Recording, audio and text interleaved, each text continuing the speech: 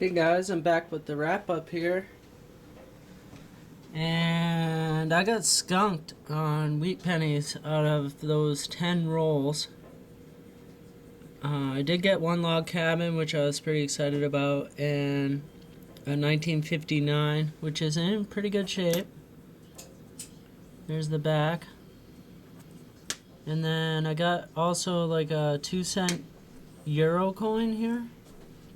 So I thought that was pretty cool. Canadians. I always get a lot of Canadians. I don't know if I've said that before on my videos, but I live really close to the Canadian border, so I think that's why.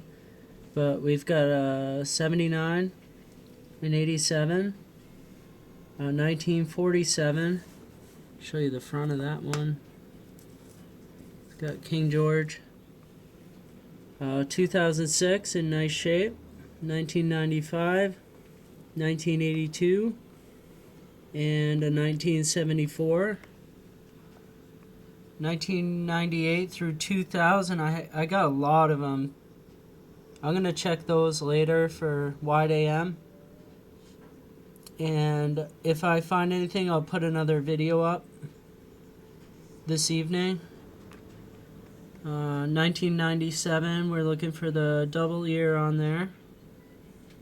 1992s, we're looking for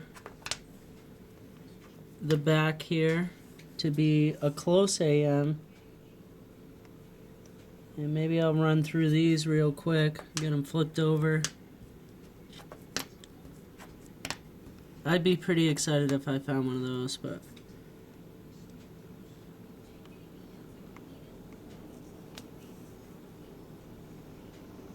and these are all looking like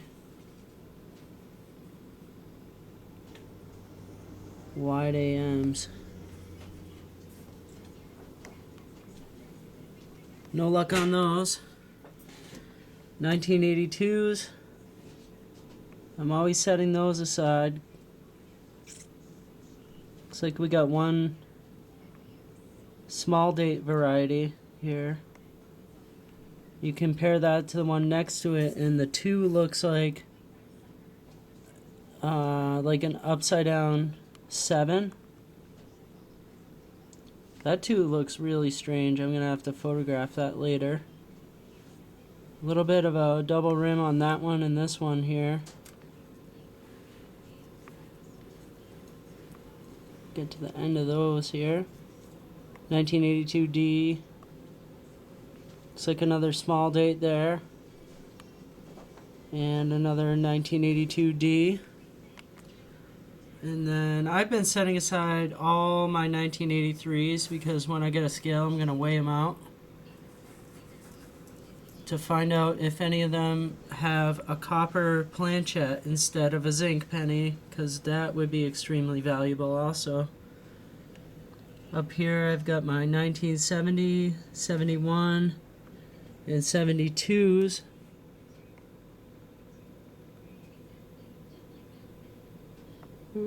Try and zoom in a little.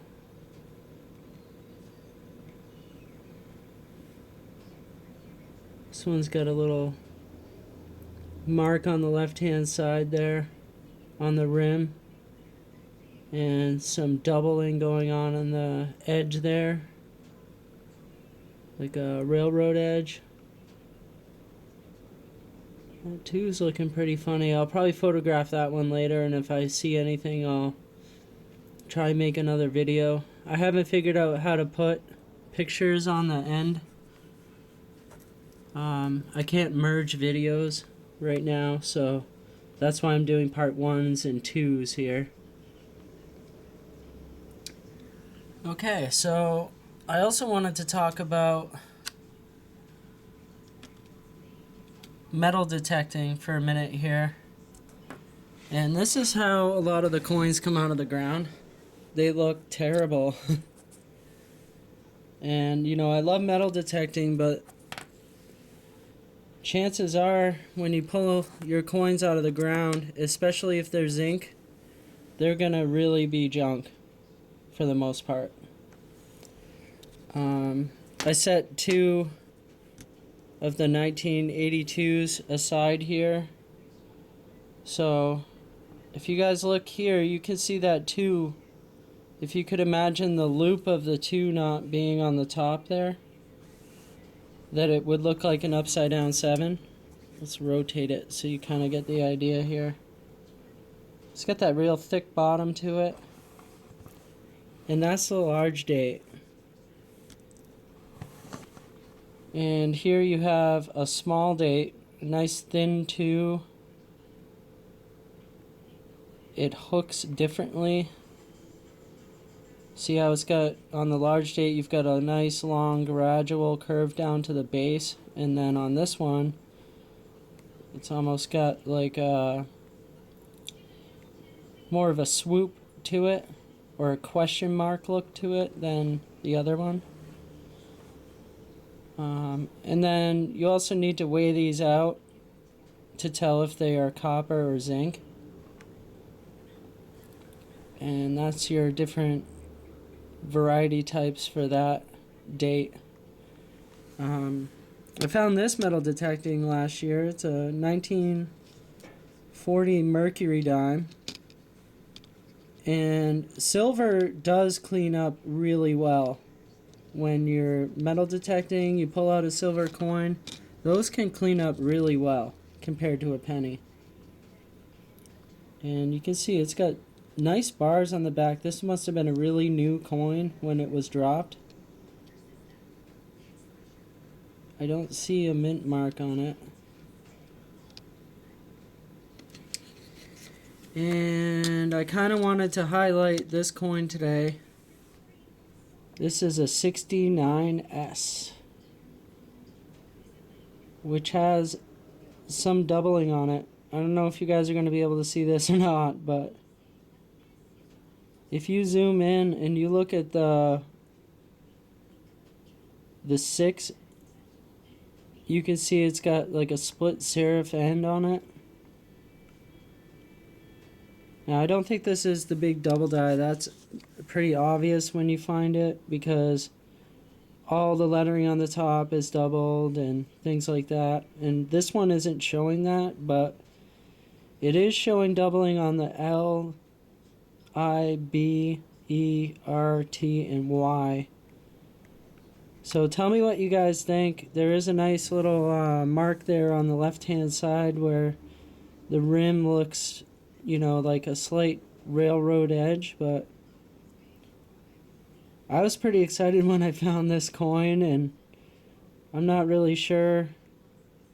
It could be a double die. I'm not really sure. Tell me what you guys think, and maybe I can email you some better photographs of it if you're interested. Here's another one. It's a 69S.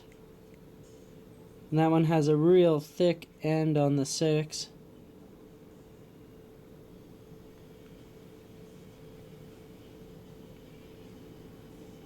Liberty definitely looks different, but you can see that same railroad edge on it. So, I don't know, maybe I'm looking at some other type of a variety for the 69S, but my eyes are picking up on it. And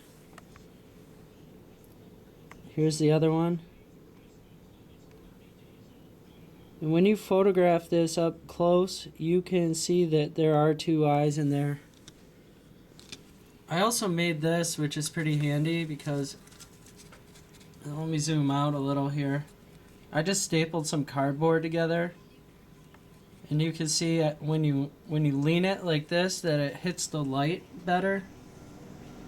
So you can take, you know, take a coin like the log cabin one and put it up here, and it gives you a nice lighting to really zoom in on your coins and check them out.